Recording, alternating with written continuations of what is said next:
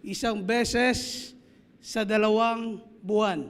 Once every 2 months dahil naniniwala kami na kailangan makaharap ng mga gobernador ang mga national government agency para maipresenta ang mga programa at proyekto ng iba't ibang ahensya para magkakaroon ng alignment ang programa at direksyon ng local government units, lalong-lalo na ang mga probinsya sa buong Pilipinas. Kailangan natin ma-align ang direksyon ng mga national government agency at ang direksyon ng local government units para makamtan ang adikain ng ating mahal na Pangulo na kung saan ay masisiguro natin na sa pagkakaisa na palagi nating panawagan ay magiging susi para sa tuloy-tuloy na progreso at development ng ating bansa. Sa muli, let us unite for progress and development sa ating bansa. And sa muli, welcome to the LPP 4th General Assembly. Maraming salamat. Thank you, Governor Tamayo. At this point, may we request House Speaker Ferdinand Martin Romualdez to give us a message and introduce our guest of honor.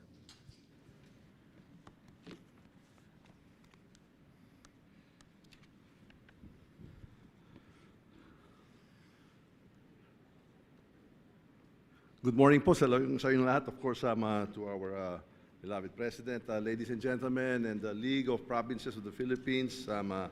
I'd like to, of course, acknowledge our President of the Republic of the Philippines, His Excellency Ferdinand R. Marcos Jr., our Special Assistant to the President, Secretary Antonio Lagdameo Jr., the League of Provinces and Philippines National President and South Cotabato Governor, my good friend, Governor Reynaldo Tamayo Jr., the League of Provinces of the Philippines National Chairperson and Quirino Governor, Dakila Kua, Honorable Governors, distinguished ladies and gentlemen, a pleasant morning to each and every one of you, and thank you for inviting us to the 4th General Assembly of the League of Provinces of the Philippines. Nanay, dakal salamat sa invitasyon. Of course, Gov Delta, thank you for hosting us. I am very proud to share with you some of the priority bills of the House of Representatives that we've been diligently working on. Bills that will pave the way for a brighter and more prosperous future for our local governments, units, and for our communities. We've worked on these bills as part of our commitment to President Ferdinand R. Marcos Jr.'s commitment that the 19th Congress will be a steady and reliable partner of his administration in uplifting the living condition of our people.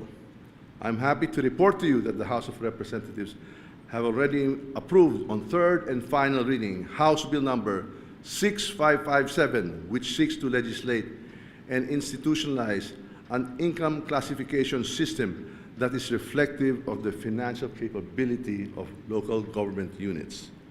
Another LEDAC priority bill that we passed on third and final reading is House Bill number 7006, or an act providing for a Magna Carta for barangay health workers.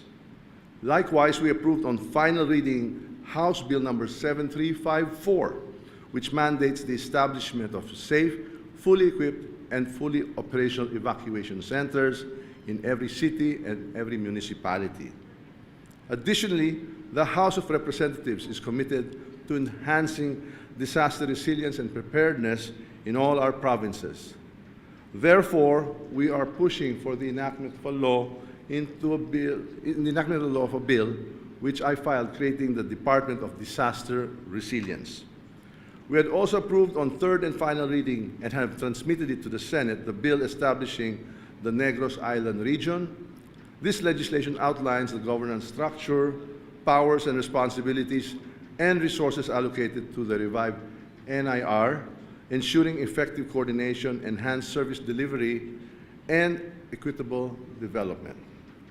Another priority that we had already approved in third reading is the bill establishing an on-site, in-city, near-city, or off-city local government resettlement program for informal settler families.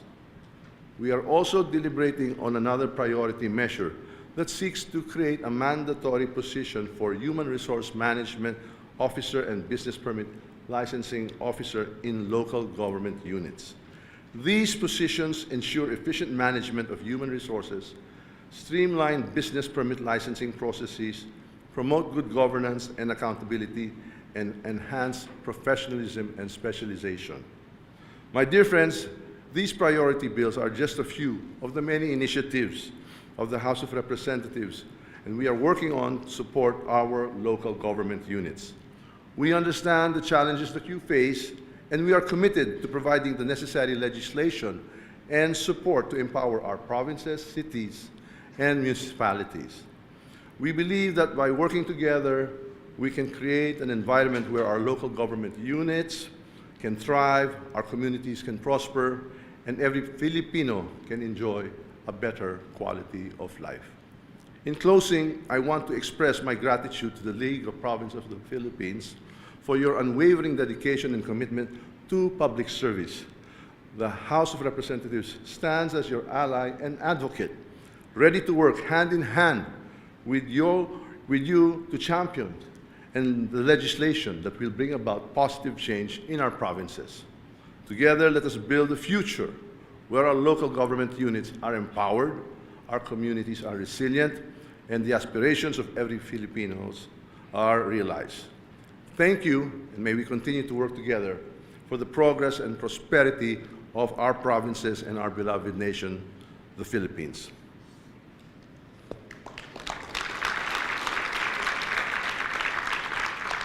Ladies and gentlemen, the President of the Republic of the Philippines, His Excellency Ferdinand R. Marcos Jr.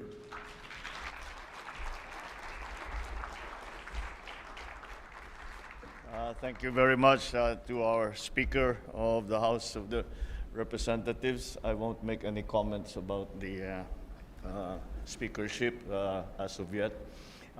Please take your seat.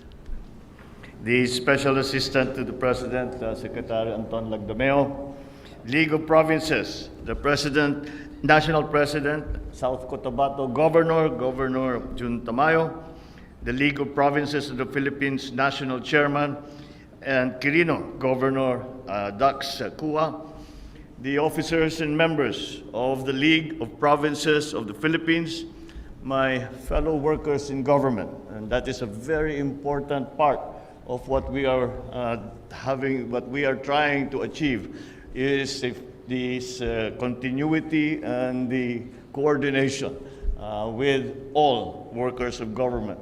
Kaya natin naririnig yung ating mga sinasabi na whole of government approach. Hindi lamang yan, in-extend na natin hanggang sa whole of nation approach. Kaya lahat ay magiging partner at magiging fellow worker sa gobyerno. And the other distinguished guests who have joined us here this morning, ladies and gentlemen. Good morning to you all. So I thank you very much for this kind invitation. I'm happy that I was able to attend. The reason I am wearing this is because we came from offshore from Zambales at nag-capability demonstration ng Navy at nagpaputok ng kanilang mga bagong armas and that is why we are, because of the continuing efforts sa modernization ng ating militar. It is I stand always in solidarity with the League of Provinces of the Philippines, having been one of your former members. And all the other esteemed public servants from key branches of government who are here with us today. This General Assembly conveys the themes of patriotism and national interest, which we have auspiciously worked to continue to promote during the first year, the upcoming first year, magpo 1 year na ang itong administrasyon, and certainly for your own provinces and for your own political cycles that you will be facing soon. So it is encouraging to see our provincial governors gathering here today with those same themes in mind. And it has always been my advocacy And those of you who have known me since before, na senador pa ako, congressman pa ako, kahit na ng governor ako, it has always been my aspiration that national government and local government work together well. And it is the change that I have tried to institute, in that generally the tendency over the past few years has been for national government to make decisions for local government. And sometimes those decisions that we find, mga gobernador mag-i-implement, tayong gagawa ng anong bagong batas to fill the new functions. So this is this I think is the continuing theme that we are always talking about. Sabi ni Gob Jun, ganun din, that the unity, the same thing with the coordination with the House of Representatives and the whole of Congress, also the Senate. Ay dapat talaga hindi lang national government ay nag-uutos sa ating mga probinsya, sa ating mga lungsod, sa ating mga bayan, kung hindi ay dapat mapakinggan ang mga suliranin ng ating mga gobernador, lahat ng ating mga local executives. And I think we are starting to achieve that.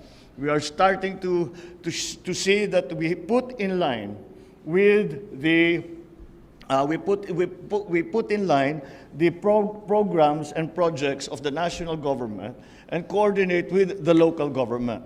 And it's a two-way street. Merong sinasabi yung national government, meron kaming plano, at sinasabi this is the part that your province needs to play.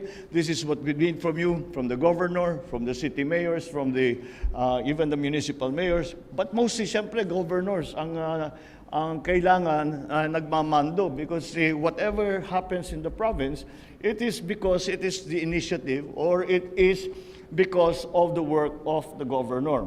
And so that you are very much the lead. You are very much the lead in bringing whatever programs that we have, bringing them to the people. Kaya napaka-importante yan. So now we begin to achieve that, because I went back to the old system, the system that I was accustomed to when I was governor, and that is the system of our development councils, the PDCs, the provincial, hanggang regional, all the way up to NEDA. And that's the best way for us to coordinate. Look, the past few years, for example, let me give us as a concrete example, farm-to-market road. Sa nakaraang ilang taon, may magre-request farm-to-market road na papagbigyan. Meron dito, napapagbigyan. Pero walang overall na plano. At hindi natin na-identify kung saan talaga yung area na dapat puntahan ng FMR. Kaya't ngayon, ay binabago na natin yan at pinagsisynchronize natin kung ano man ang programa ng national government para maging maximize naman tayo yung ating mga ginagawa. Alam naman natin, the resources are not infinite, although our economy is doing better than most of our neighbors right now. Mataas pa rin ang ating growth rate, bumababa ang ating unemployment rate, dahan-dahang pinabababa na natin ang inflation rate. Kaya dahan-dahan talaga, lahat yung ating mga iniisip na gustong gawin, lahat ng mga ating initiative will certainly be part of that national plan. And that's the coordination that we need. So there is no slippage, there is no wastage, there is no, even the level of corruption will go down, because very, very clear ang ating gustong gawin. And, but this is in the face of this transformation of the economy. Now, we cannot do, I am not too proud to say that what I plan to do, what this administration plans to do, simply cannot be done without the governors and without the local executives. It simply cannot be done. Hindi ko talaga naintindihan noon nung hindi kinukonsulta mga governor. Sabi, mahirap naman yan. Utos lang kayo ng utos, tapos hindi naman practical, hindi namin magawa. And I kept talking about this when I was congressman. I kept talking about this when I was senator. Kaya naman, ngayon I have the opportunity to make a change, to make a difference, and that's what we are hoping to do. We'll slowly move that coordination to make it closer. Because hindi dapat one-way street yan. Hindi dapat basta kung ano yung mga parochial na concerns, yun lang ang nadadala sa national government. At the same time, yung national government naman ay medyo sensitive sa sitwasyon sa bawat probinsya. At ang magsasabi sa amin yan ay kayo, mga gobernador, at ang ating mga local executives. Kaya marami tayong ginagawa na nationwide na project that are nationwide in scope. And that is why the cooperation between all the LGUs, all the different constituencies is becoming very important. And now that brings us to the Mandanas ruling and how we are going to implement. As you will know, we have postponed the implementation for a year, for 1 year. And the reason we did this is that doon sa ginawang EO sa nakaraang administrasyon, hindi maliwanag ang sharing, hindi maliwanag ang devolution of functions. And when you do the numbers, pag talagang tinignan mo, lalong-lalo na sa 4th, 5th, 6th class, lugi pa sila. They're out. Instead, the whole concept, I tell this story all the time. During the time I was in the Senate, I was chairman sa local government. I was working together with Gobernador Mandanas and Jesse Robredo. We put together this idea na ipaglaban natin. Number one, it really started because when Sani Osmeña tried to hold the release of the IRA. That's when ULAP filed a case in the Supreme Court that it should be an automatic and mandated appropriation, which a case that we won. Kaya yung IRA hindi na pwedeng galawin.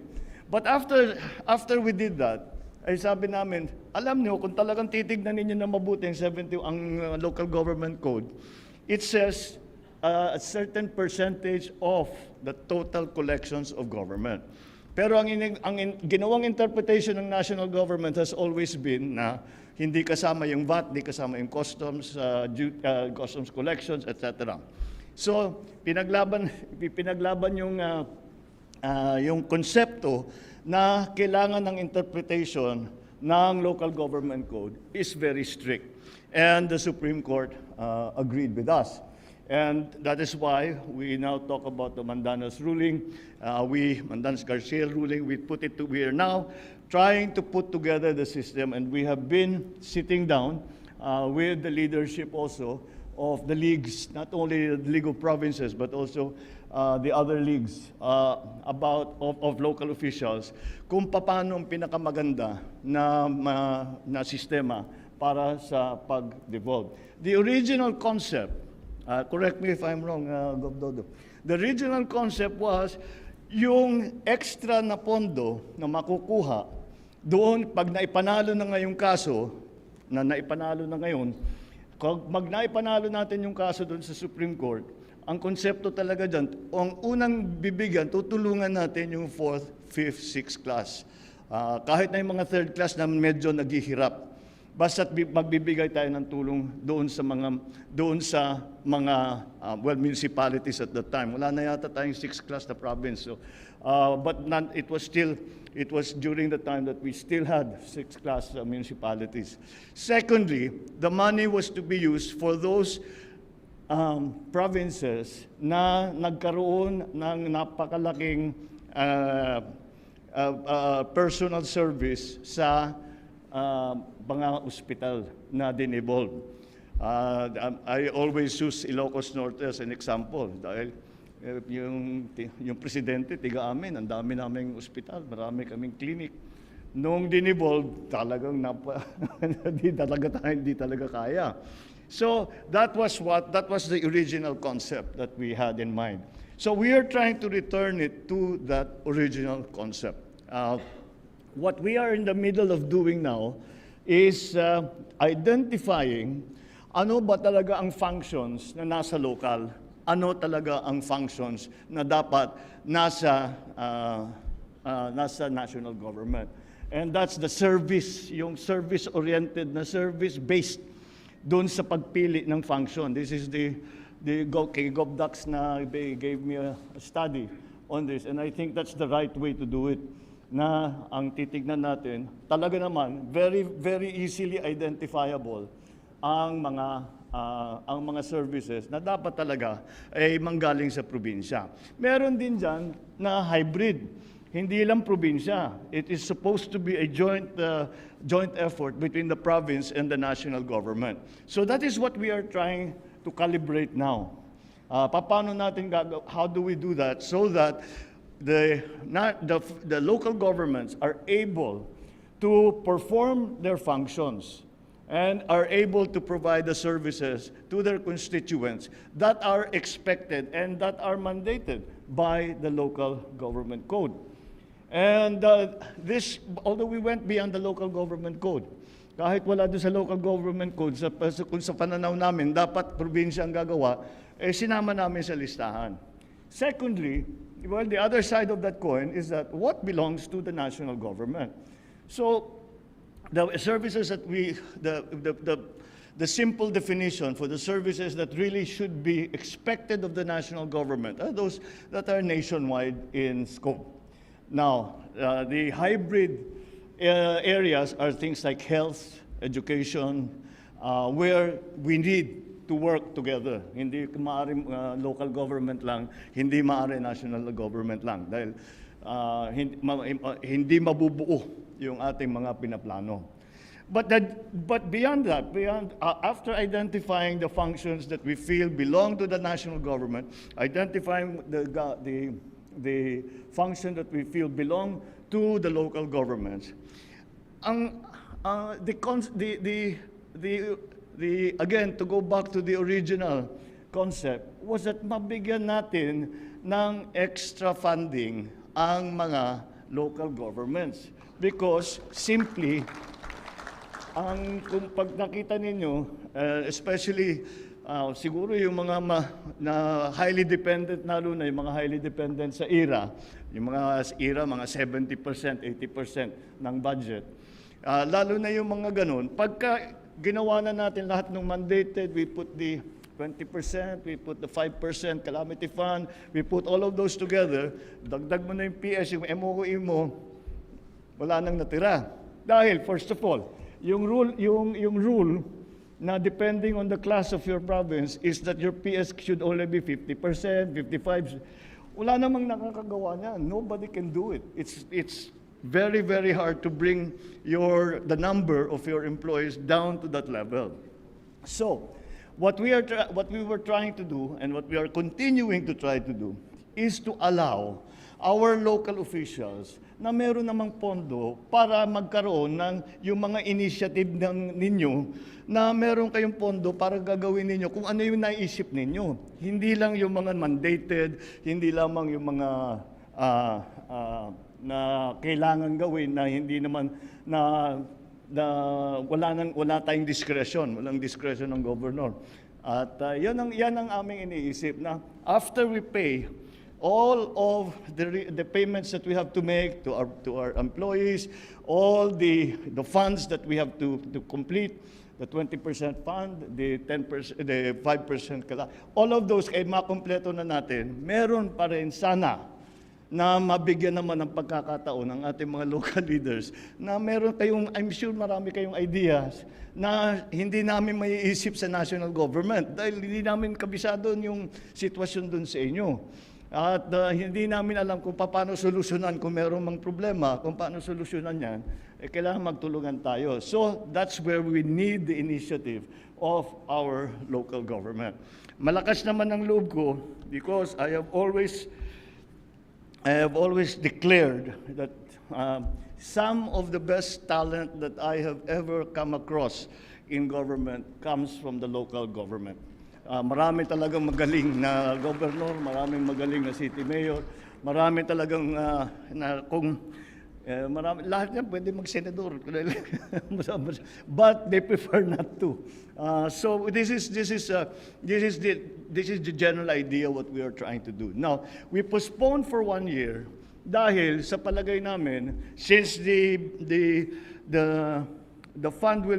era will be based on the 3 years before, napakaliit naman ng koleksyon in the 3 years ago. So hindi talaga kung kahit na i-implement natin, hindi magkaka-effect sa era ninyo. So sabi namin, let's take the time and postpone it for another year. We gave ourselves until the end of this year, of 2023. We gave ourselves until the end of this year. And we will then I will then sign another executive order putting into place all and defining very clearly which of these services, which of the functions belong to the local government and which belong to the national government. It does not mean na walang madidevolve. Merong mga madidevolve na function. Pero ang kaibahan dito, yung pag-devolve ng function, may kasabay ng item, may kasabay na funding, may kasabay na training. Useless naman, sulat kami ng sulat ng batas, tapos kung ano-ano, you have to organize a housing, you have to have a housing board or something. Sabi ko, wala naman dito sa amin, wala namang expert sa housing. So kung sino yung mga department head mo, yun na lang ilalagay mo, di ba? That's always what happens. So we're trying to get around that. And so that we are supportive talaga of what, because if we talk about the partnership between national and local government, marami talaga kaming hihingiin sa inyo na gagawin. But at the same time, we have to also give you the capability. So you have to have the people who can do it, the people who are trained. And if they're not trained, then we will bring people to come in, like sa land use plan. Hindi ba? Hindi naman lahat expert. Marami tayong expert, pero maraming hindi. So, kukuha tayo, maybe we'll get them from HLURB, yan ang mga expert sa ganyan, pupuntahan kayo para tulungan kayo dun sa land use, which is something that we really, really need already. So, those are the kinds of things that we are looking at. Now, these are the ones that are very clearly belonging to the local government, the ones that are clearly belong to the national government, and the functions that must be undertaken by the local government and the national government together. And hopefully, basta we will, si Gov Dodo and I will crunch the numbers. Si Gov Dodo magaling yan makahanap ng pera. So he's always been good at finding a way. That we will find a way, as much as we can, to give, especially the poorer provinces, the ones with in the lower classifications, mabigyan ng counting breathing room, ika nga, para sa ating mga gobernador, para naman meron silang pondo pag meron silang sariling idea na alam nilang maganda, matagal na nilang gustong gawin.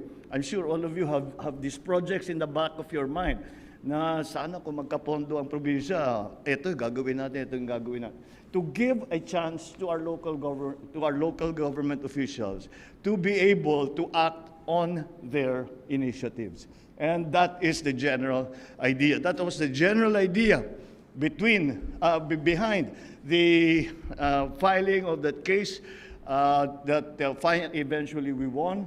And that is the general idea behind our discussions with your leadership on how we will then implement the Mandanas ruling. We are continuing to consult with the leadership. Hindi namin gagawin to na, again, sarili lang namin. We will ask you. We are continuing to have an exchange of ideas and to see really what are the practical considerations that we have to take into account. So that's the state of the Mandanas ruling. If you note, I noted also I suppose we can call it a report by our speaker, dun sa mga batas na naging priority. Kung makikita ninyo, halos lahat dyan, may involvement at saka may participation ang local government. So once again, being I don't know how you would call me, yung tawag ko sa sarili ko, when it comes to politics, laking local government ako. And being one of those, and we have always included the local government in all of our plans. That is why if you will look at the bills that the Speaker mentioned, maliwanag talaga na kailangan maging mahusay ang coordination between local and national government. So, asahan ninyo that hindi kayo you are not working in a vacuum. You are not working in a vacuum. We are watching, we are asking, we are consulting with you. And in that way, we will come out with a good EO at the end of the year for a good implementation of the very important Supreme Court decision now we call the Mandanas-Garcia ruling, and to even further strengthen the coordination and the partnership between the local governments and the national government. I think we are headed in the right direction where hindi pa tayo tapos. Marami pa tayong gagawin. Although I think we are headed in the right direction, we will get there. With your help, we will get there. And this will be to the benefit of all our constituents. So let's keep that partnership strong and let's work hard. And I'm sure that we will succeed, and to the benefit of all those that are in need of our help and of our services as public servant. Maraming salamat sa inyo. Magandang tanghali sa inyong lahat. Thank you, Mr. President. At this point, may we request the President to kindly grant us a photo opportunity. First, may we call on stage the governors from regions CAR 1 and 2.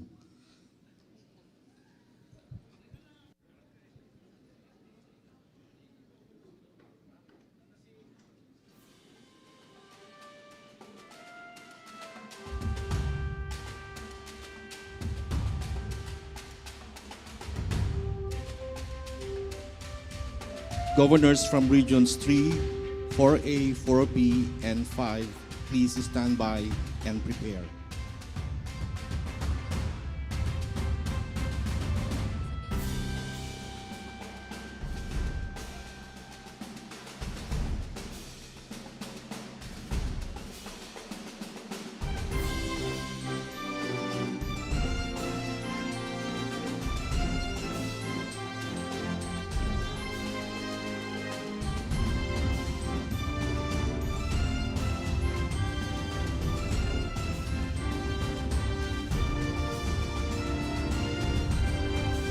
Thank you very much. Please exit to your right. Next, we have governors from regions 3, 4A, 4B, and 5. You may now proceed on stage.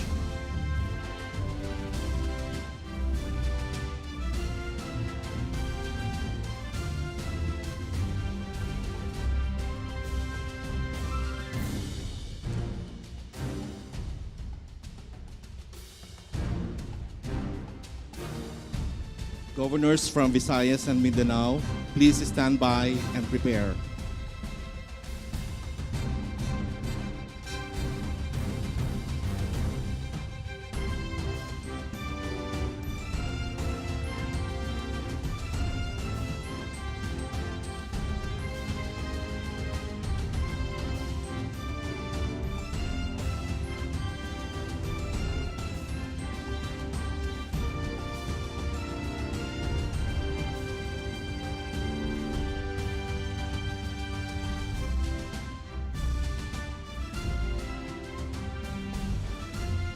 Thank you.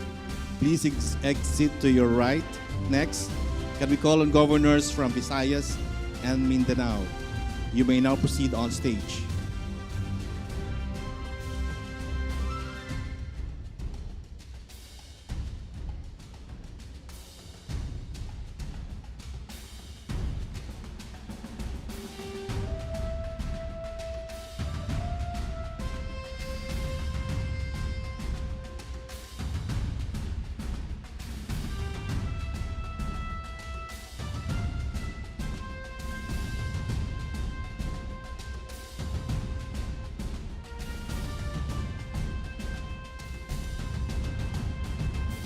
LPP National Regional Chairperson, please stand by and prepare.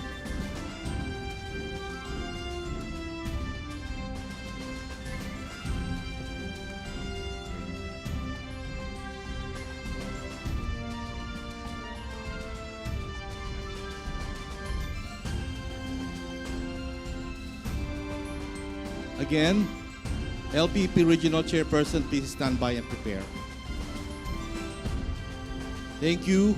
Kindly exit to your right. LPP National Chairpersons, please proceed to the stage.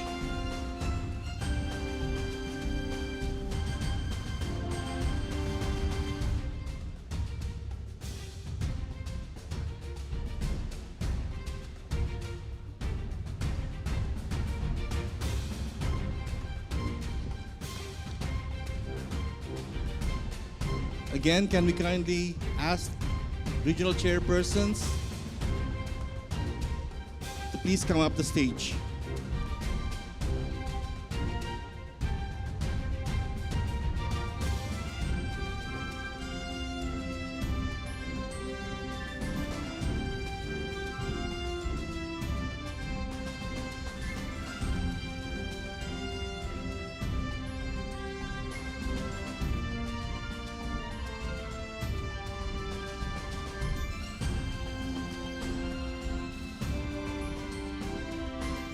LPP Secretariat, please stand by and prepare.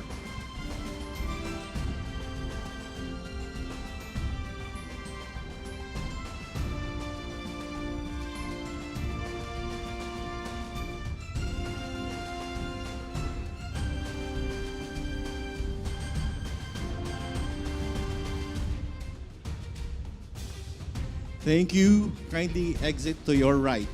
LPP Secretariat, you may now proceed on stage.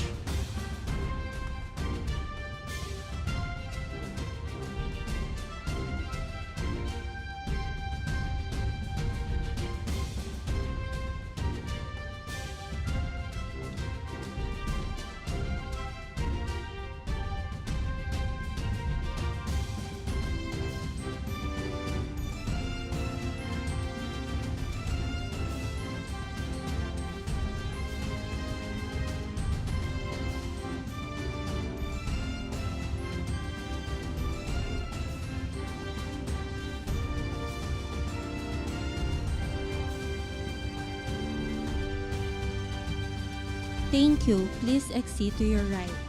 Thank you, Mr. President, for granting us a photo opportunity.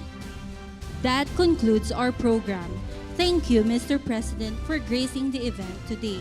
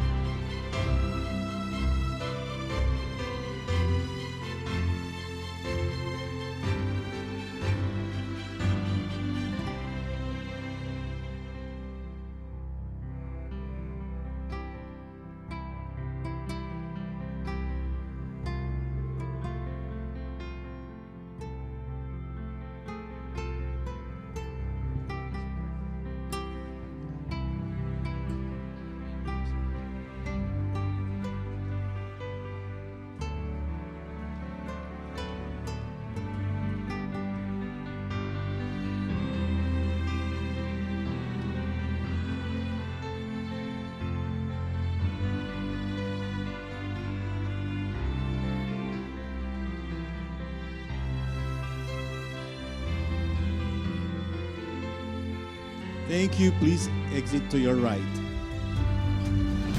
Thank you, Mr. President, for granting us the opportunity for photos.